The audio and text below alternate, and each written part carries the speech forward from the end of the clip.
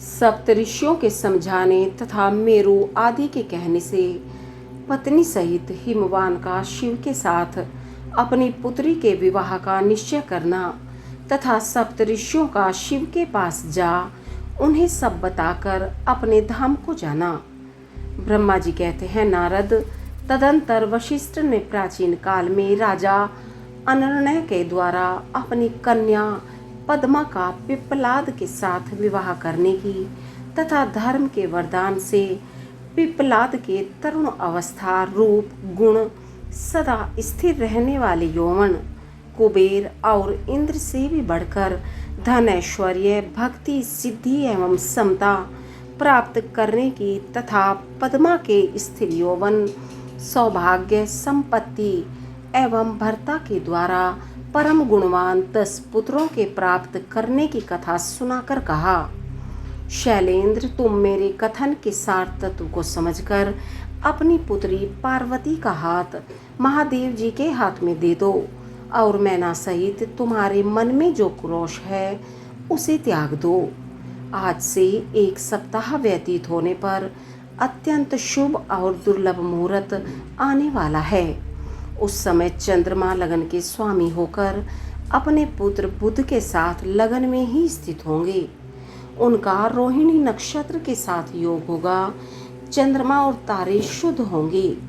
मार्गशीर्ष मास के अंतर्गत संपूर्ण दोषों से रहित सोमवार को, जबकि लगन पर संपूर्ण शुभ ग्रहों की दृष्टि होगी, पाप ग्रहों की दृष्टि नहीं होगी तथा बृहस्पति ऐसे स्थान पर स्थित होंगे जहां से वे उत्तम संतान और पति का सौभाग्य देने में समर्थ होंगे।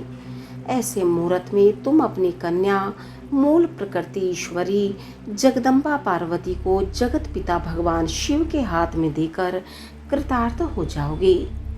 ऐसा कहकर ज्ञान शिरोमणि मुनिवर वशिष्ठ, नाना प्रकार की लीला करने वाले भगवान शिव का स्मरण करके चुप हो गए।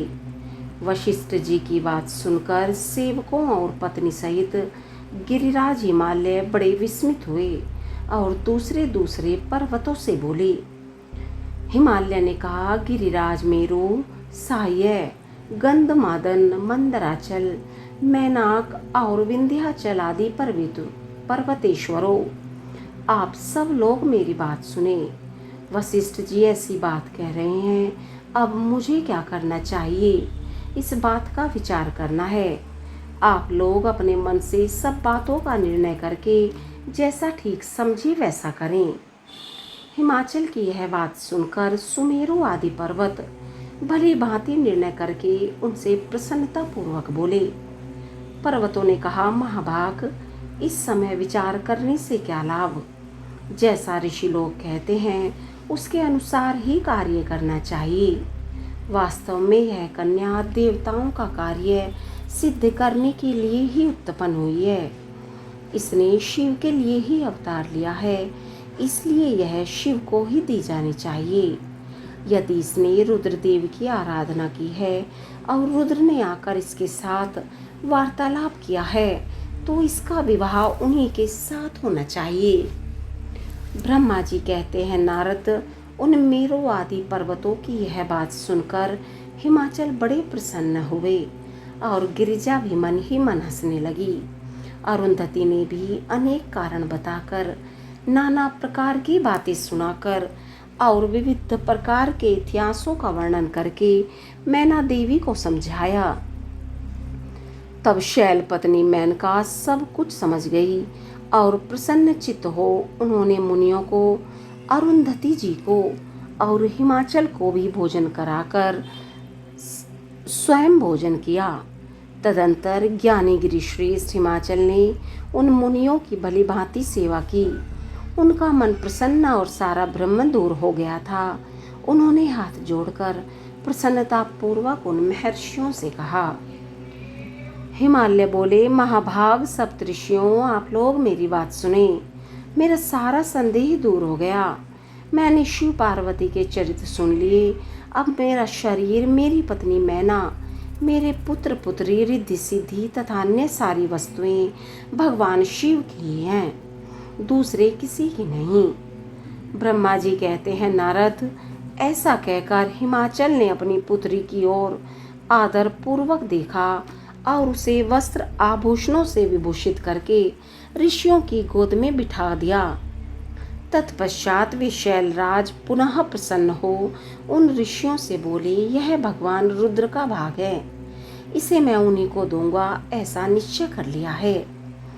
ऋषि बोले, गिरिराज, भगवान शंकर तुम्हारे याचक हैं, तुम स्वयं उनके दाता हो और पार्वती देवी भिक्षा हैं, इससे उत्तम और क्या हो सकता है। हिमाचल, तुम समस्त पर्वतों के राजा, सबसे श्रेष्ठ और धन्य हो, अतः तुम्हारे शिखरों की सामान्य गति है, तुम्हारे सभी शिखर सामान्य रूप से पवित्र एवं श्रेष्ठ हैं। ब्रह्मा जी कहते हैं, नारद, ऐसा कहकर निर्मल अंतःकरण वाले उन मुनियों ने गिरिराज कुमारी पार्वती को हाथ से छूकर आशीर्वाद देते हुए कहा, शिवे, तुम भगवान शिव के लिए सुखदायिनी हो, तुम्हारा कल्याण होगा। जैसे शुक्ल पक्ष में चंद्रमा बढ़ते हैं, उसी प्रकार तुम्हारे गुणों की वृद्धि हो। ऐसा कहकर सब मुनियों ने गिरिराज को प्रसन्नता पूर्वक फल फूल दे विवाह के पक्के होने का दृढ़ विश्वास कर लिया। उस समय परम सती सुमुखी अरुंधति ने प्रसन्नता पूर्वक भगवान शिव के गुणों का बखान करके मैना को लुभा लिया। तदंतर गिरिराज हिमवान ने परम उत्तम मांगलिक लोकाचार का आश्रय ले हल्दी और कुमकुम से अपनी दाढ़ी मूछ का मार्जन किया। तत्पश्चात चौथे दिन उत्तम लगन का निश्चय करके परस्पर संतोष दे वे सप्त ऋषि भगवान शिव के पास चले गए। वहां जाकर शिव को नमस्कार और विविध सूक्तियों से उनका स्तवन करके वे वशिष्ठ आदि सम्मुनि परमेश्वर शिव से बोले, ऋषियों ने कहा, देव देव महादेव परमेश्वर महाप्रभो, आप प्रेम पूर्वक हमारी बात सुने।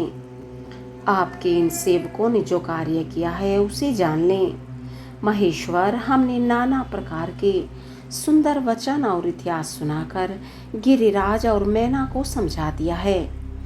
गिरिराज ने आपके लिए पार्वती का वाग्दान कर दिया है, अब इसमें कोई नच नहीं है।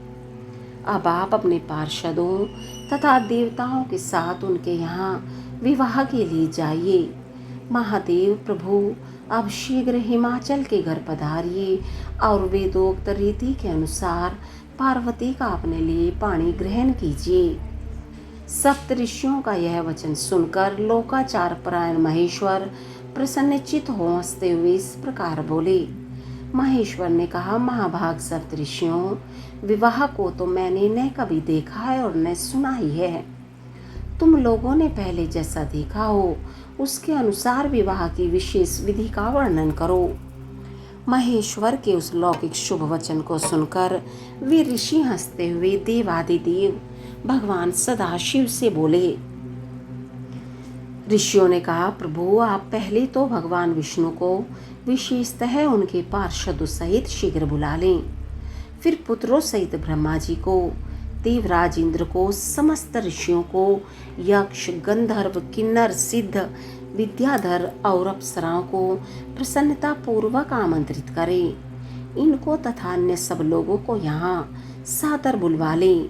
वे सब मिलकर आपके कार्य का साधन कर लेंगे, इसमें संशय नहीं है। ब्रह्मा जी कहते हैं, नारद, ऐसा कहकर वे सातों ऋषि उनकी आज्ञा ले भगवान शंकर की स्थिति का वर्णन करते हुए वहां से प्रसन्नता पूर्वक अपने धाम को चले गए।